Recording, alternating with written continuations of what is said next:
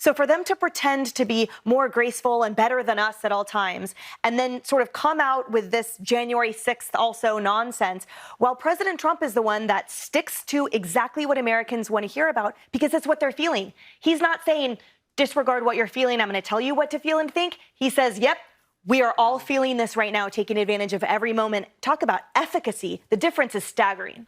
Is Fox News trying to ignore January 6th? Senator, I'm looking at the support you're getting in the Senate, and I'm looking at the support in the House, maybe 150 members in the end. It's looking like, realistically, can this really happen? I don't like to give this audience false hope. I want to, would we have an audit? Is that real? Is that a possibility? Do you see, for example, do you see any, after tomorrow, is there a path for the president constitutionally? Once again, this is stuff that not even Fox News actually believes. Quote, Mark, the president needs to tell people in the Capitol to go home. This is hurting all of us. He is destroying his legacy, Laura Ingraham wrote. Please get him on TV. Destroying everything you have accomplished, Brian Kilmeade texted. Quote, can he make a statement? Ask people to leave the Capitol, Sean Hannity urged. There is documented proof upon proof upon proof of Fox News correspondents desperately pleading with Trump to stop what he was doing on January 6th. And ironically, these people had more of a spine than the MAGA politicians that enabled this nonsense. The Democrats hate democracy. They are deathly afraid the voters will choose to elect Donald Trump. They don't want that to happen, and so they are trying to use the machinery of law enforcement to prosecute him. I think these indictments are a disgrace, and I think Merrick Garland should be impeached and removed from office for allowing the Department of Justice to be turned into a partisan hammer to attack the political enemies of the White House. So, I don't know if some of you have done this, but have a real MAGA Republican, some of your relatives, and you've done this before, have them explain January 6th to you. I've had it explained to me multiple times. It is absolutely absurd. It's like, they were stealing the election and, the states and the mail-in ballots and all that stuff. And the attack on the Capitol was a diversion from what was happening inside the Congress, because they didn't want anyone to see what was happening inside Congress. C-SPAN, right? Because it's just, sometimes you turn on C-SPAN and then you're like, oh, where did my 3 hours go? Right. But yeah, so Republicans are trying to, they're riding the wave of January 6th denial. This apparently never happened. Or if it did happen, it was all Antifa, and yeah, they are fine with, none of this having happened at all. And they're fine with their base calling, the January 6th prisoners, political prisoners, right? I will tell you, in the history of our country, a thing like this has never happened.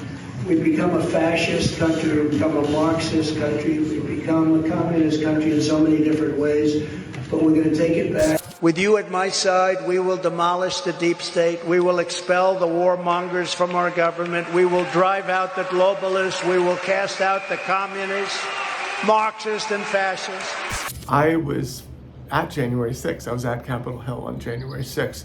The videos I made that day were used by the January 6th committee. They were featured at January 6th committee. So I was a witness to this. And I am also, I'm honestly very upset with what is happening in Palestine right now and what is being allowed to happen by our current administration. So, it puts me in a very, difficult position where I have to fight for someone that I'm upset with at the moment. And, I have to, my colleagues, if you're on the left, as I am, you're upset with what's going on, pretty much. At the same time, I've not only was I at January 6th, I've been on the campaign trail for the last several years, and I've heard what's being said by other MAGA politicians, and it's terrifying. He cannot win another term. Voice from our collective voice, our government of we the people, of the people, by the people, for the people, is also a terrorist. And if they're an American citizen, they are a traitor. They made the decision that we the people no longer have a right to govern ourselves. I'm a proud digital soldier, Protsmanian, and January 6, 2021, inmate number 376303.